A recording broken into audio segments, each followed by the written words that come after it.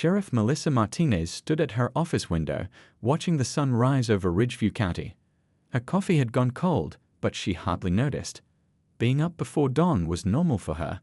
The quiet hours were perfect for reviewing case files without interruption. At 38, Melissa had become something of a local legend. People still talked about how she'd worked her way up from a rookie patrol officer to become the county's first female sheriff. "Sheriff, the team's ready for the morning briefing," said Deputy Chen, poking her head through the doorway.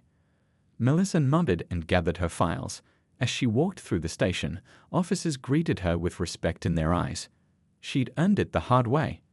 When she first started, some of the old-timers had bet she wouldn't last 6 months. Now those same men came to her for advice. The briefing room fell silent as she entered. Melissa didn't need to raise her voice to command attention. "Morning, everyone. Let's get started with the updates on the Wilson Road break-ins." After the meeting, she headed out to visit a community center she helped establish in what used to be the county's most troubled neighborhood. Crime rates there had dropped by 30% since the center opened. It was the kind of result that had recently earned her a profile in the state law enforcement journal. Her phone rang as she was getting into her patrol car. It was her husband, James. "Hey, just checking if we're still on for lunch," he said, the sounds of his busy office humming in the background. "Unless someone decides to rob a bank between now and noon," Melissa replied with a smile in her voice. James Martinez was every bit as successful as his wife. As the CEO of Vertex Technologies, he'd grown the company from a small startup to one of the region's biggest software employers in just 7 years. They'd met at a charity fundraiser where they were both speakers and hit it off immediately. Two ambitious people who understood the demands of leadership. At the upscale restaurant where they met for lunch, heads turned as they walked in. They made a striking couple, Melissa in her crisp uniform, James in his tailored suit. "I just closed the Turner deal," James announced as they sat down. "It's official as of this morning." "That's great," Melissa said, genuinely happy for him. The Turner deal had been all he talked about for weeks. "This calls for a celebration." "I was thinking the same thing. Maybe we could finally take that trip to Hawaii we've been talking about." Melissa's smile faltered slightly. "You know, I can't take time off right now. We're in the middle of implementing that new community safety program." A flash of irritation crossed James's face, but he quickly masked it. "Of course, maybe in a few months then." Their conversation shifted to safer topics, but there was a new tension between them that hadn't been there before. It wasn't the first time they'd had this kind of exchange. As James's company grew, so did his expectations about what their life should look like. Later that evening, Melissa arrived home later than she planned. There had been a domestic disturbance call that required her personal attention. The lights were on, but the house was quiet. She found James in his home office, still working. "Sorry I'm late," she said, leaning against the doorframe. "Thompson case took longer than expected." James looked up, his face tired. "I made dinner. It's in the fridge." "Thanks. You didn't have to wait." "I didn't." His tone was flat. "I had the investors' call at 7.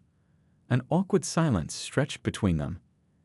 "I'll be up in a bit," James finally said, turning back to his computer. Melissa heated up her dinner and ate alone at their large kitchen island. Their house was beautiful, a sprawling property on the edge of town with views of the mountains. It was the kind of place they dreamed about when they first got married. But lately, it felt more like a fancy hotel where two busy strangers occasionally crossed paths. As she washed her plate, Melissa couldn't help but wonder when things had started to change. They used to laugh about being a power couple, both rising in their careers, both making a difference in their own ways. Now it felt like they were drifting in different directions, pulled apart by the very success they'd once celebrated together. She didn't know it yet, but James was already forming a plan that would soon force them both to make choices neither had ever imagined. The week of their anniversary started badly and only got worse. On Monday, Melissa had to deal with a hostage situation at the local bank. Tuesday brought a county commissioner meeting that ran until 9 at night. Wednesday, James flew to Chicago for an emergency meeting with investors. By Thursday, they were communicating mostly through quick text messages and rushed phone calls. "I've made reservations at La Bella for Saturday at 7, James texted. "Confirmed my schedule is clear." "Looking forward to it," Melissa replied. Their anniversary dinner was a tradition they'd kept for 12 years, no matter how busy life got. But Friday afternoon, everything fell apart. Melissa was preparing to leave the station early to shop for a new dress when her radio crackled. "Sheriff, we've got a situation at the high school. Reports of a suspicious person on campus." Melissa closed her eyes for a moment, then grabbed her keys. "I'm on my way." At almost the same time across town, James was wrapping up a meeting when his assistant knocked on his door. "Sorry to interrupt, but Mr. Watkins from the Tokyo office is on the line. Their servers are down, and they're saying it's urgent." James checked his watch. "Put him through." By 11 that night, Melissa was still at the station, finishing paperwork on what had turned out to be a false alarm but had required a full lockdown protocol. Her phone rang. "I just got home," James said, sounding as tired as she felt. "Tokyo's back online, but I need to be on a call with them at 6 tomorrow morning." "And I'm still at the station," Melissa sighed. "Rain check on dinner." There was a long pause. "We've never missed our anniversary dinner before." "I know." "I'm sorry. Next weekend?" "Sure," James said, but his voice was flat. "Next weekend." Neither of them mentioned that by next weekend, their anniversary would have passed. 2 days later, Melissa came home to find James cooking in the kitchen, something he rarely did. A bottle of wine was open on the counter. "What's all this?" she asked, setting down her badge and gun in their usual drawer. "Just thought we should have a proper meal together for once," James said, stirring something that smelled amazing. "Sit down. Food's almost ready." Over James's homemade pasta, they talked about safe topics, a movie James had heard about, Melissa's deputy who was expecting twins. It felt almost normal until James set down his fork and looked at her seriously. "We need to talk about us, Mel." Something in his tone made her stomach tighten. "What about us?" "We hardly see each other anymore. When was the last time we had a conversation that wasn't about work or scheduling conflicts?" He refilled their wine glasses. "I love you, and I'm worried about where we're heading." "We're both busy. It's just a rough patch," Melissa said, though the words sounded hollow even to her own ears. "It's been a rough patch for over a year now." James took a deep breath. "I've been thinking about this a lot. Something needs to change, or we're going to end up as two strangers living in the same house." Melissa felt a chill. "What are you saying?" "I'm saying one of us needs to make our relationship the priority. My company's at a critical growth stage. I can't step back right now even if I wanted to." "And you think I can?" Melissa's voice rose slightly. "I have responsibilities, James. People count on me." "I know that," he said, his voice softening. "But I also know we can easily live on my income. You've done amazing things as sheriff, but maybe it's time for someone else to take that on." Melissa stared at him in disbelief. "You want me to quit my job? Just like that?" "Not just like that. But yes, I think we should consider it." He reached for her hand across the table.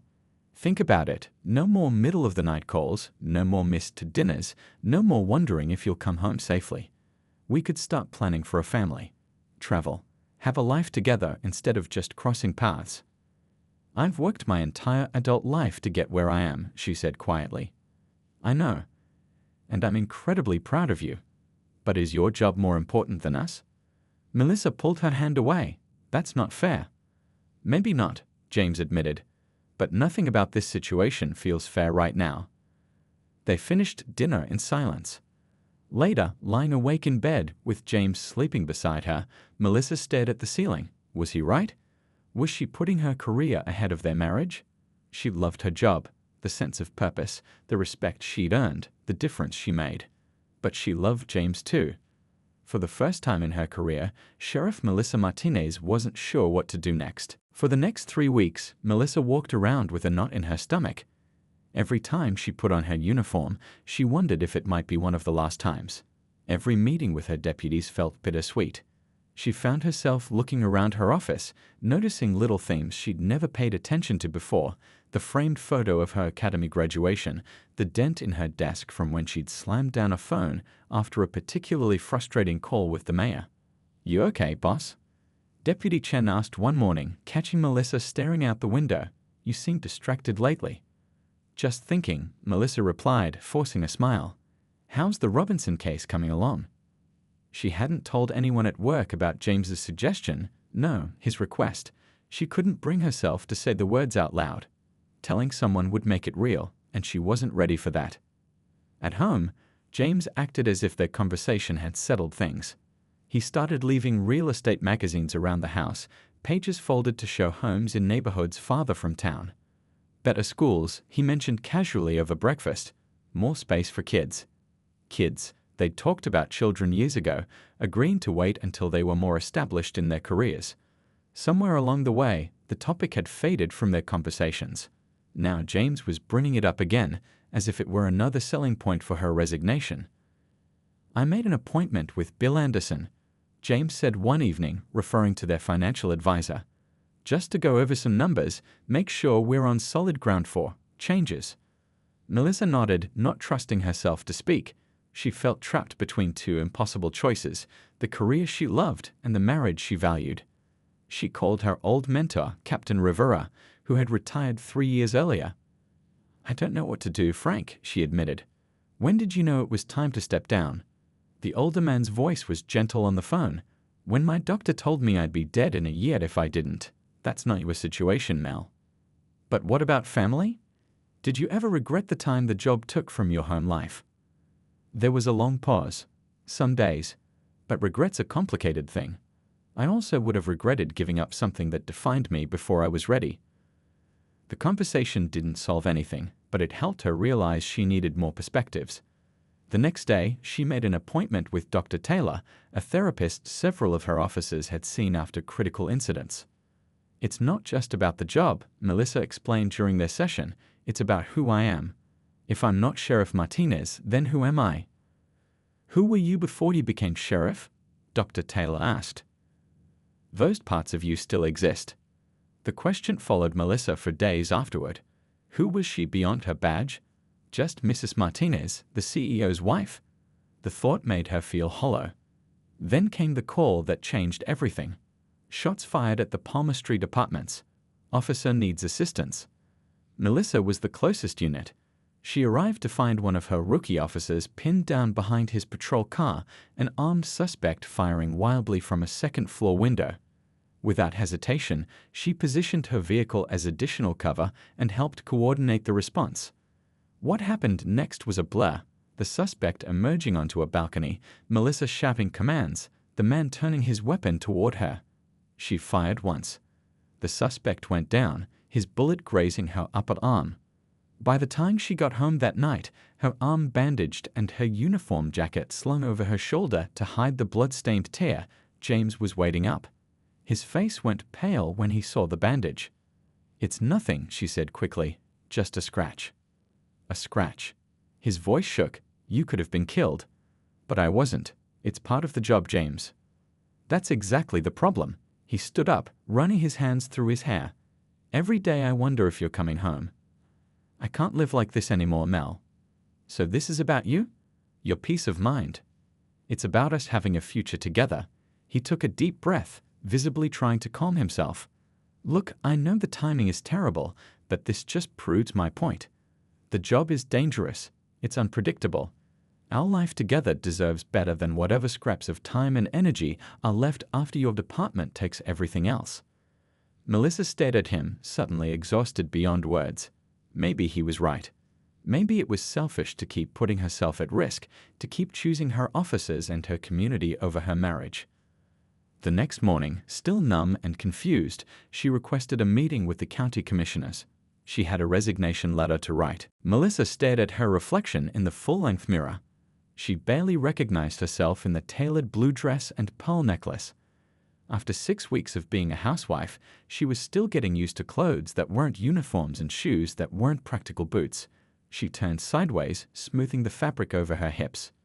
"You look fantastic," James said, appearing in the doorway. He was beaming. "The Wilsons are going to be impressed." "Remind me who they are again?" Melissa asked, reaching for her earrings. "Tom's the head of software development at Comptech. I'm hoping to convince him to jump ship and join our team." James straightened his tie. "His wife Lisa is some kind of interior designer. You two should have plenty to talk about." Melissa nodded, not bothering to point out that she knew nothing about interior design. These dinner parties had become a regular feature of her new life.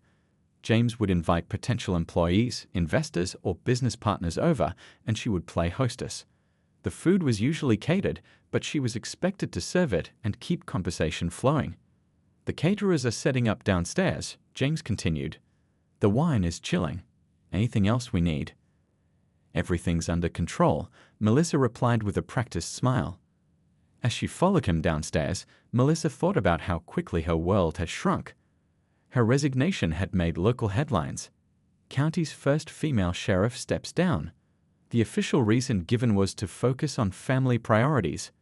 The commissioners had thrown her a going-away party.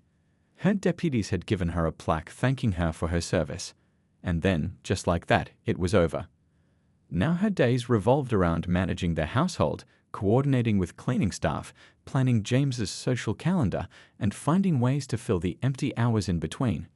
James had suggested she join the country club or take up tennis. You've earned some relaxation, he'd said, as if her previous life had been some kind of punishment. The doorbell rang at exactly 7. James squeezed her hand. Here we go. By 8:30, dinner was in full swing. Tom Wilson turned out to be a loud talker with strong opinions about everything from politics to wine. His wife Lisa barely got a word in edgewise. So Melissa, Tom boomed after his third glass of wine, James tells me you used to be some kind of police officer. Sheriff, actually, Melissa corrected with a polite smile. I ran the county department. Fascinating, must be quite the change, huh? From chasing bad guys to... He gestured vaguely at the dining room. This? It's certainly different, Melissa replied. She was the youngest sheriff the county ever had, James chimed in proudly. And the first woman. But she decided family was more important, right, honey? Melissa nodded, taking a long sip of her wine. Smart moved, Tom said, nodding. Those kinds of jobs, they take everything from you. My brother-in-law's a cop in Chicago, never sees his kids. More potatoes, Melissa offered, changing the subject. Later, as they cleared the dessert plates, Lisa finally spoke up. I couldn't help noticing your awards in the study, she said quietly to Melissa. The bravery commendation is impressive. Thank you, Melissa said, surprised. Few of their dinner guests ever noticed or mentioned her previous career. Do you miss it? Lisa asked, glancing to make sure the men were still deep in conversation about stock options. Melissa hesitated. Every day, she admitted. Lisa nodded with understanding in her eyes. I used to be an architect, designed some big projects in Boston. Then we moved for Tom's career, and somehow I ended up redecorating houses instead of designing them. For the first time in weeks, Melissa felt a flicker of connection with someone. How do you handle it? Lisa shrugged. I have a small studio in our basement where I still draw building plans. Just for myself. Nobody knows except you now. After the Wilsons left, James was ecstatic. Tom's definitely interested. He's going to come by the office next week. He loosened his tie and poured himself another drink. You were perfect tonight.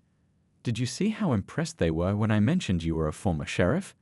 It's like having a fascinating backstory without all the inconvenient late-night calls and danger. Melissa studied her husband's face.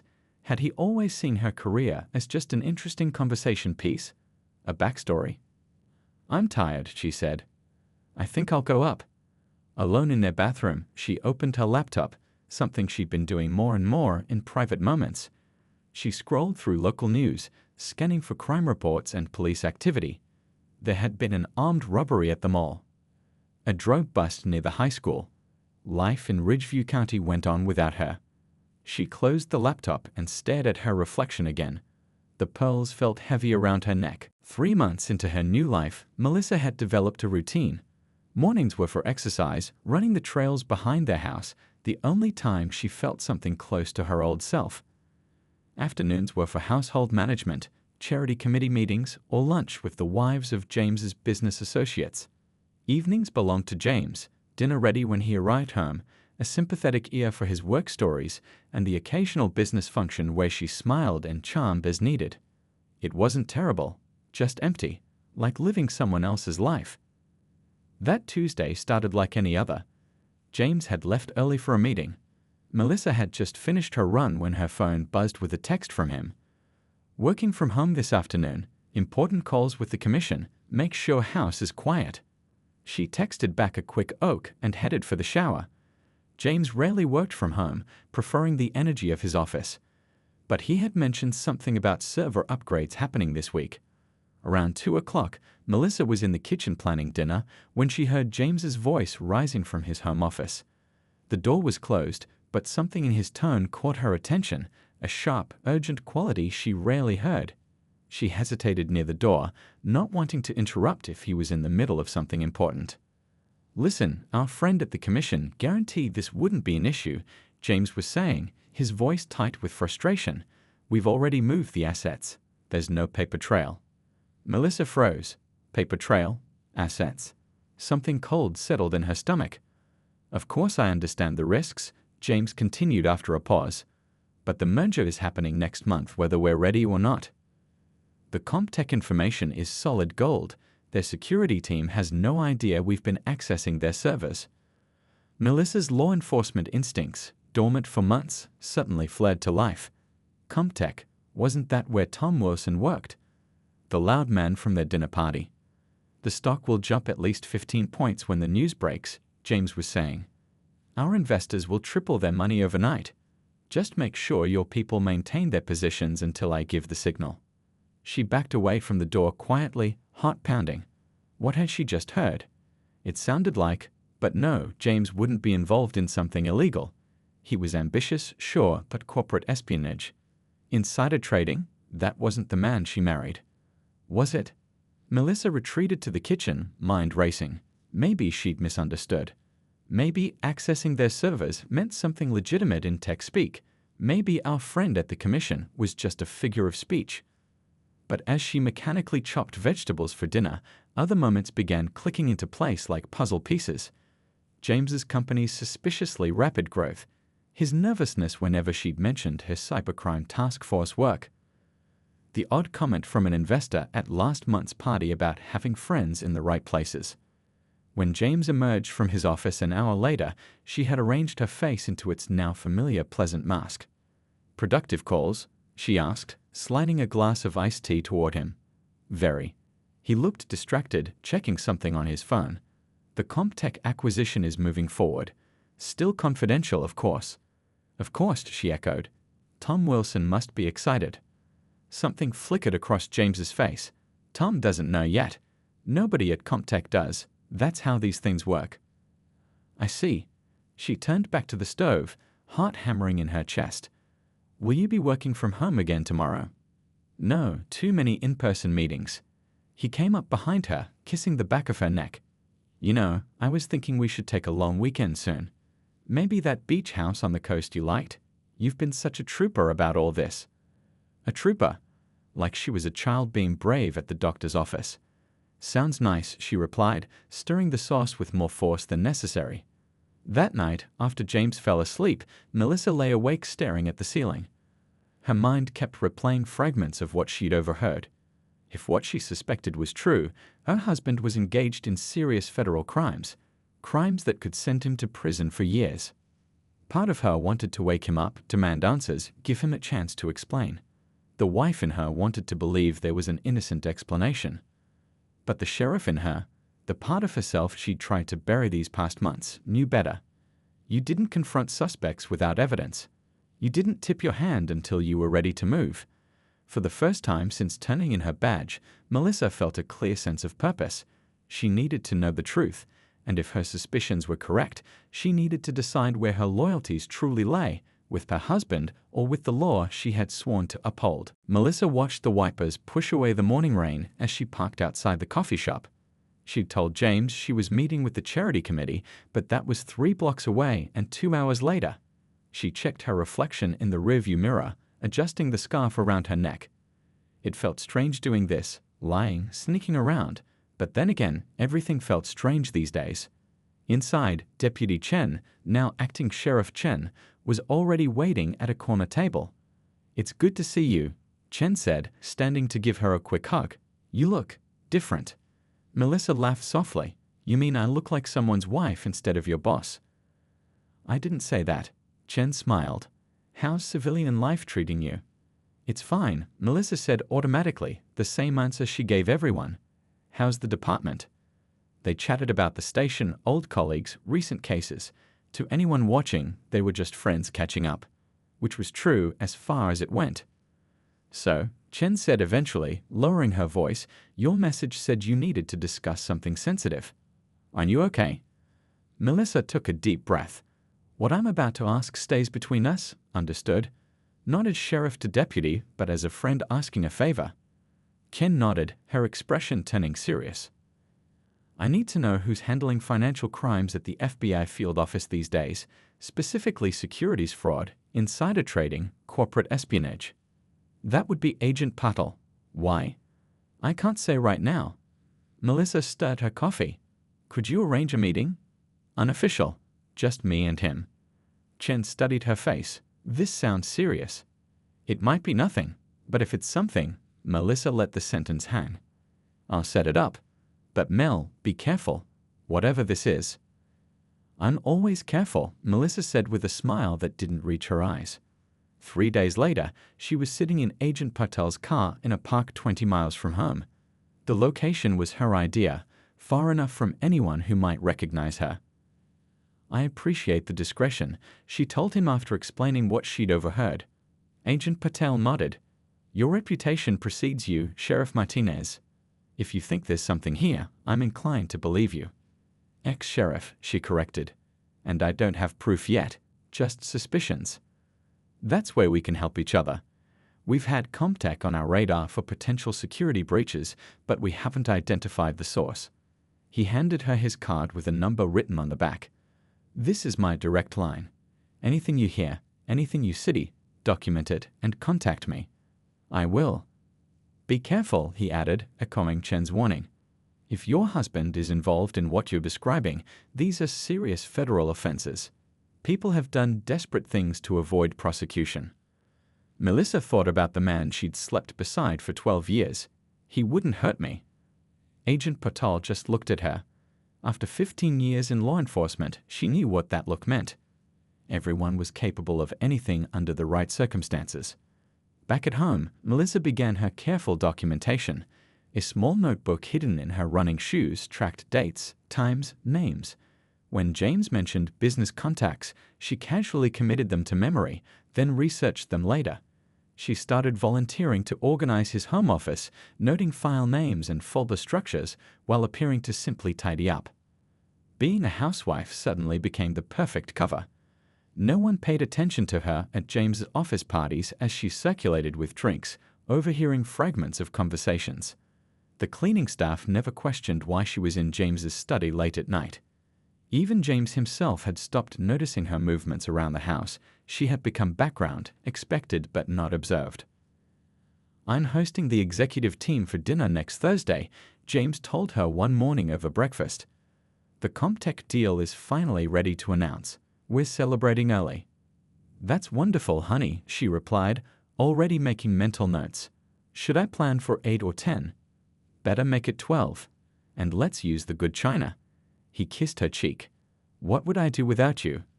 I wonder that myself sometimes, she said with a smile. That night, after slipping sleeping pills into James's evening scotch, just enough to ensure he wouldn't wake, Melissa carefully photographed documents from his briefcase. The next morning, while he was in the shower, she copied files from his personal laptop onto a small drive hidden in her jewelry box. Each piece of evidence went to Agent Patel through careful roundabout methods, dropped at different mailboxes across town, sent through Chen using pre-arranged signals. Never digital, never traceable back to her. The FBI called it Operation Homefront. Melissa called it the hardest case she'd ever worked. Because despite everything, part of her still loved James. Part of her still hoped she was wrong. But with each passing day, with each new piece of evidence, that hope grew smaller and her resolve grew stronger. The woman who had been Sheriff Martinez was awakening from her slumber, badge or no badge. The morning light streamed through the dining room windows as Melissa arranged fresh flowers in the center of the table. 6 months had passed since she'd quit her job as sheriff. 6 months of playing the perfect wife. 3 months of secretly building a case against her husband. Something smells amazing, James said, coming up behind her and wrapping his arms around her waist. Just coffee for now, Melissa replied, relaxing into his embrace despite herself. These moments were the hardest when he was just James, the man she'd fallen in love with, not the criminal she'd been investigating. Big day today, he murmured into her hair.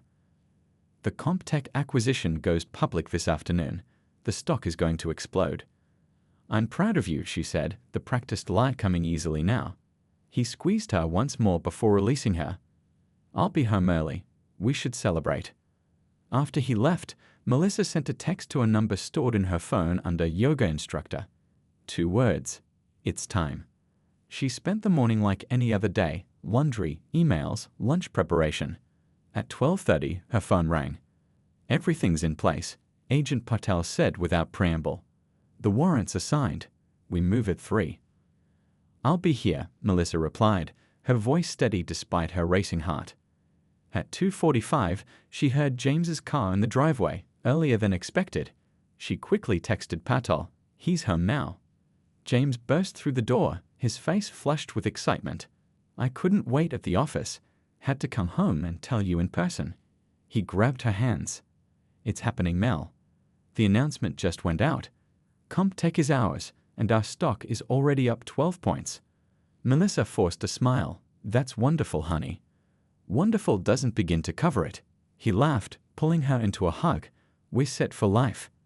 I'm talking private islands, vacation homes in every country you want to visit. Everything we've worked for. Everything you've worked for, she corrected gently. Something in her tone made him pull back, studying her face.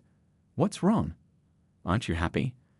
Before she could answer, the sound of vehicles pulling up outside filled the room. James went to the window. What the hell? Why are there police cars in our driveway? The doorbell rang. Melissa stood very still, her heart pounding in her throat. Mrs. Martinez? FBI. We have a warrant to search these premises. The next few minutes were chaos. Agents poured into their home. James was shouting, demanding explanations. Papers were being seized, computers collected. Through it all, Melissa stood silently by the dining room table, the flowers she'd arranged that morning now surrounded by federal agents bagging evidence. Finally, as an agent read James his rights, his eyes found hers across the room. Did you know about this? He asked, his voice hollow. She met his gaze steadily. Yes. For how long? 3 months. The color drained from his face. You've been spying on me? On your own husband. And you've been breaking the law. Her voice was quiet but firm. Corporate espionage, securities fraud, insider trading, bribing government officials. Agent Patel appeared at her side.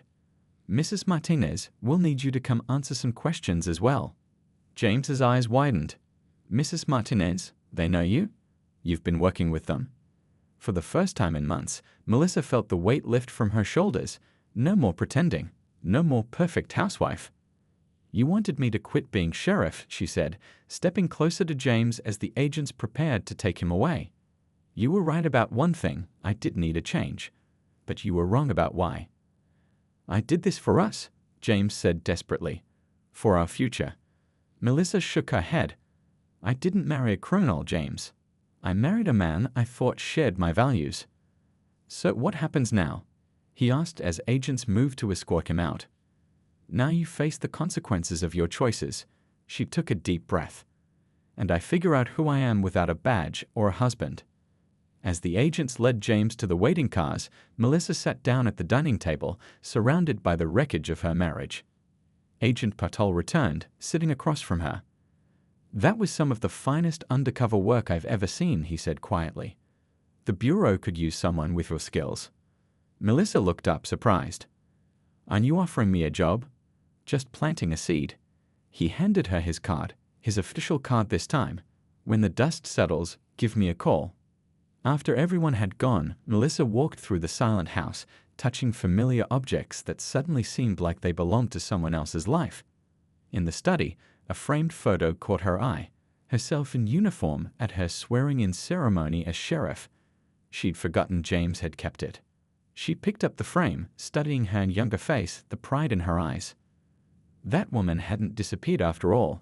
She'd just been undercover for a while.